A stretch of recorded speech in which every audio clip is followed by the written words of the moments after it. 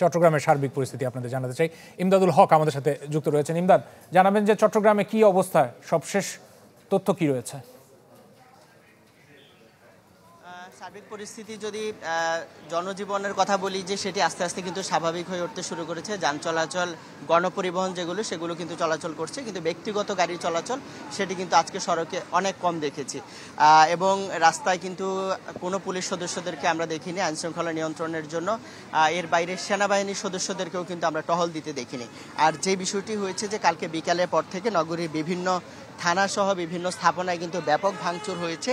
এবং আমি আছি নগরীর পাহাড়তলী থানায়। সেখানকার চিত্র যদি একটু দেখাতে চাই, এই হচ্ছে পাহাড়তলী থানার গেট।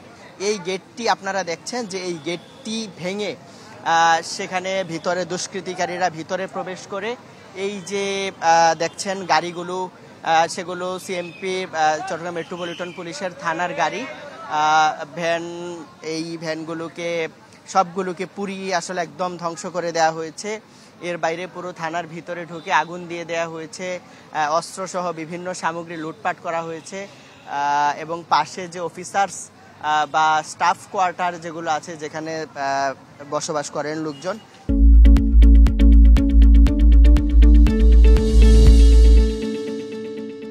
থানার সদস্যরা, সেগুলোও কিন্তু ভাঙচুর করা হয়েছে। আমরা একটু দেখাতে চাই যে থানায় কিভাবে আসলে অগ্নিসংযোগ করা হয়েছে।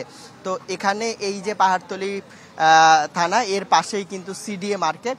তো এখানকার এই মুহূর্তে যেহেতু থানায় কোনো পুলিশ সদস্য নেই, এই থানাটি আসলে পাশের যারা ব্যবসায়ী আছেন, ব্যবসায়ী সহ আশপাশের স্থানীয় যারা আছেন, তারা কিন্তু অনেকটা হেফাজতে নিয়েছেন বা তারা অবস্থান করছেন। কারণ বাইরে আমরা দেখেছি যে এই মুহূর্তেও আছে বিভিন্ন ধরনের টোকাই সহ কিছু আসলে দুষ্কৃতিকারী যারা ছিন্নমূল টাইপের, ওরা কিন্তু অবস্থান করে আছে এবং সুযোগের অপেক্ষা আছে ভিতরে ঢুকে। যে কালকে তো রাত ভর আসলে তারা অনেক লুটপাট করেছে এবং এখনও বাইরে অপেক্ষা আছে তারা লুটপাট করার জন্য। তো সেখানে আশপাশের যারা ব্যবসায়ী আছেন, তারা কিন্তু অবস্থান নিয়ে রেখেছেন এবং অবস্থান নিয়ে তাদেরকে এই যে আর যেন লুটপাট না হয়, যে বাকি যেগুলো আছে সেগুলো যেন রক্ষা করা যায়, সেজন্য আসলে তারা অবস্থান নিয়ে রেখেছেন। তো সব মিলিয়ে আসলে এই যে ভয়াবহ অবস্থা, তো আশপাশের ব্যবসায়ী যারা বলছেন যে যারা আসলে এখানে এসছে, তারা গতকালকে রাতেই দেখছেন যে টোকাই সহ ছিন্নমূল কিছু মানুষ তারা এখানে ভিতরে আক্রমণ করার চেষ্টা করেছে, তারা প্রতিহত করার চেষ্টা করেছেন। কিন্তু এই শ্রেণীটি এত বেশি ছিল যে তারা ভিতরে ঢুকে এলোপাতারি ইট পাটকেল নিক্ষেপ সহ আসলে জ্বালিয়ে দিয়ে তারা আসলে লুটপাট করার চেষ্টা করেছে। এবং যতক্ষণ পর্যন্ত আসলে সেনাবাহিনী বা আইনশৃঙ্খলা পরিস্থিতি নিয়ন্ত্রণ না করার, সেক্ষেত্রে আরও বেশি এই ধরনের ঘটনা ঘটতে পারে, এমন সংখ্যা কিন্তু তারা প্রকাশ করছেন। রাশেদ, ইমদাদ, অনেক ধন্যবাদ যুক্ত হওয়ার জন্য।